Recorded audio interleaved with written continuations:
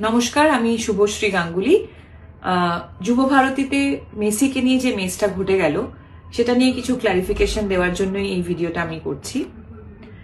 Goat ইভেন্টে আমি একজন ইনভাইটি ছিলাম, মানে আমাকে ইনভিটেশন পাঠানো হয়েছিল। আমি হায়াতে গেছিলাম। আমার ফ্রেটার্নিটি থেকে আমি এবং কৌশিক গাঙ্গুলি ছিলেন। শুধুমাত্র আমার ফ্রেটার্নিটি নয়, বড় বড় ইন্ডাস্ট্রিয়ালিস্টরা ছিলেন, এমিনেন্ট জাজেস, আইপিএস অফিসার্স, জার্নালিস্ট, স্পন্সরসদের তরফ থেকে অনেকে ছিলেন। সেখানে অ্যাক্টিভিটিটা এটাই ছিল, উনি আসবেন, আমাদের সবার সাথে মিট করবেন এবং ছবি তুলবেন। আমি 8:30 নাগাদ হায়াতে পৌঁছই।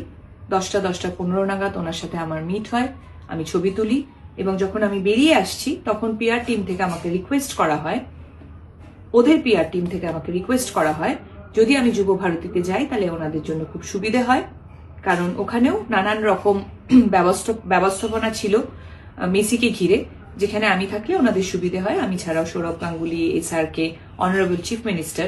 হ্যাঁ, আর একটা কথা বলে দিই, যেহেতু এই প্রশ্নটা উঠছে যে আমাদের ইন্ডাস্ট্রি থেকে আমাকেই কেন ডাকা হয়েছে, এটার উত্তর ওদের পিআর টিম বেশি ভালো দিতে পারবে যে আমাকে কেন ইনভাইট করা হয়েছিল। আমি রাজি হওয়ার পর হায়াত থেকে বেরিয়ে যুব ভারতীতে যাই এবং আমাদের জন্য একটা নির্দিষ্ট টেন্ট করা হয়েছিল, সেখানে অনেকেই আমরা বসেছিলাম, ওনার জন্য অপেক্ষা করছিলাম, অনুষ্ঠান শুরু হওয়ার অপেক্ষা করছিলাম। ইন বিটুইন আমার পিআর টিম থেকে ইনস্টাগ্রামে ফটোগুলো পোস্ট করা হয়। আমরা রিয়েলাইজ করিনি ঠিক সেই সময় ছবি পোস্ট হয়নি, তার কারণ ওখানে জ্যামার লাগানো ছিল। আপনারা যারা যারা ওখানে ছিলেন তারা নিশ্চয়ই জানেন আপনাদেরও ফোনের নেটওয়ার্ক কাজ করছিল না। 11:30 নাগাদ মেসি ঢোকেন এবং ঢোকার পর যে ক্যাওসটা শুরু হয়, যে ডিজাস্টারটা হয়, সেটা আমি নিজের চোখে দেখেছি। আমি মাঠে বসে নিজে ওনাকে দেখতে পাচ্ছিলাম না, আপনারা কিভাবে দেখবেন?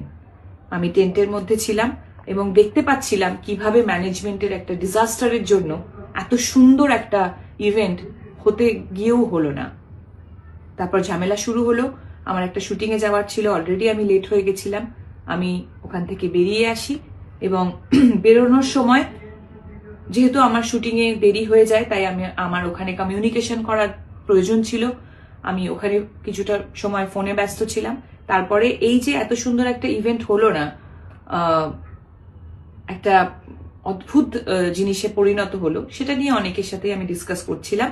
তাই আমি ইনস্টাগ্রাম খুলে দেখতে পারিনি যে আমার ছবিটা তখন পোস্ট হয়নি। আমি বানতলায় পৌঁছই, আমার শুটিংয়ে দেরি হওয়ার কারণে আমি ইমিডিয়েটলি মেকআপ ভ্যানে চলে যাই মেকআপ করতে। মেকআপ করার পর আমি শর্ট দিতে চলে যাই।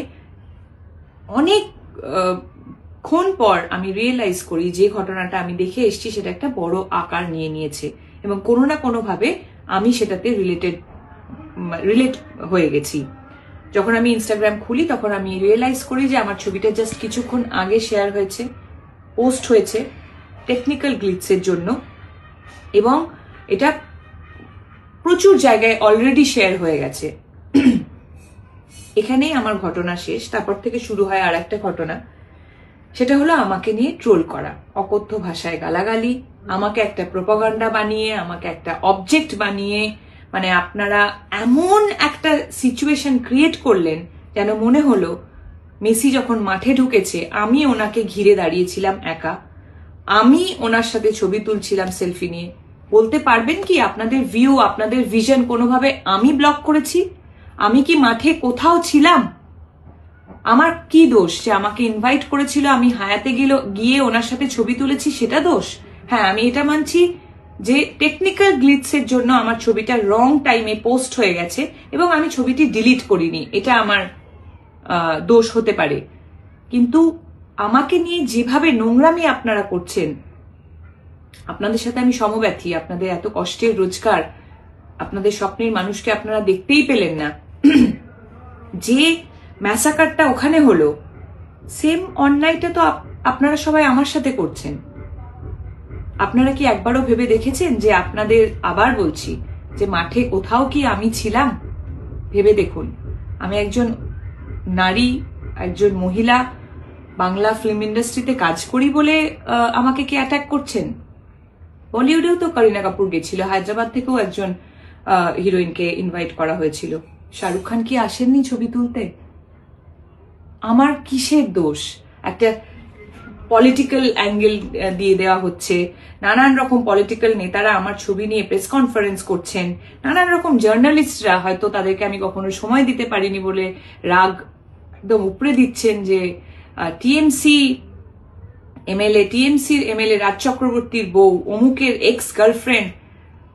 2026 আসতে যাচ্ছে, একজন মহিলা হয়ে আরেকজন মহিলাকে আপনি এইভাবে সম্বোধন দিচ্ছেন? এই সমাজে আমরা বাস করছি? বাহ, আপনারা আমার সাথে ঠিক করলেন তো।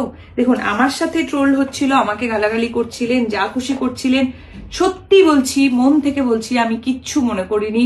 আমার সবসময় এটাই মনে হয়েছে, সত্যি তো সাধারণ মানুষের এত কষ্টের রোজগার, তাদের স্বপ্নের মানুষকে তারা একবারের জন্য দেখতে পেল না। তারা যদি আমাকে নিয়ে বাজে কথা বলে তাদের মন হালকা হয় তাহলে হোক, কিন্তু আজকে আমি এই ভিডিওটা করছি তার একটাই কারণ, কাল থেকে শুরু হয়েছে আমার বাচ্চাদের প্রতি আক্রমণ।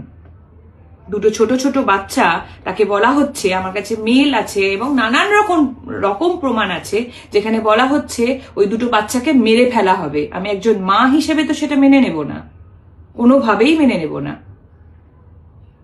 আমি তো একজন পলিটিশিয়ান নই, আমি একজন অ্যাক্ট্রেস। আমার ভুলটা কোথায়? আবার বলছি, আমি কি মাঠে কোথাও ছিলাম? আপনাদের ভিশন আমি ব্লক করেছি? আমার বাচ্চাদের ওপর কেন আসছে? আপনারাও কিন্তু ইকুয়ালি অন্যায়টা করে ফেলেছেন, এটাই বলবো। এই ভিডিওটার পরেও নিশ্চয়ই আপনারা অনেকে অনেক কিছুই বলবেন, বলুন, অসুবিধে নেই, কিন্তু নিজেদের মানবিকতাটা হারিয়ে ফেলবেন না। দুটো বাচ্চা কোনোভাবেই কিন্তু যুক্ত ছিল না, সেই দুটো বাচ্চাকে প্লিজ ডাকবেন না।